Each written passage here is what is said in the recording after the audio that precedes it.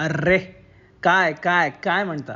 तर 2 दिवस झाले विचार करून की डेली व्लॉगसाठी काय कॉन्टेंट मिळेल, पण नो रिझल्ट्स. तेवढ्यात डोक्यात आलं की आपल्या गडचिरोलीमध्ये कॉम्प्लेक्स एरियामध्ये बरेच नवीन नवीन असे पुतळे उभारण्यात आले आहेत. तो मित्रांसोबत निघालो संध्याकाळी आणि बघितले सर्व पुतळे. पुतळा क्रमांक 1 जो आहे टी पॉइंटला, पुतळा क्रमांक 2 जो आहे SP ऑफिस समोर बळीराजाचा पुतळा, पुतळा क्रमांक 3 आहे स्मृती उद्यान समोर जो आपल्या बळीराजाची दिनचर्या दर्शवितो, पुतळा क्रमांक 4 आहे LIC ऑफिस समोर वडील आणि मुलीचा, पुतळा क्रमांक 5 आणि 6 जे दर्शवितात आपल्या खेळांना. या प्रवासाची एंडिंग झाली भेळ खाऊन आणि आणि आणि आणि सर्वात इम्पॉर्टंट एक महत्वाचा आणि विशाल पुतळा बनतोय विश्रामगृहासमोर. गेस करा कोणत्या महापुरुषाचा आहे हा? राजा शिवछत्रपती महाराजांचा.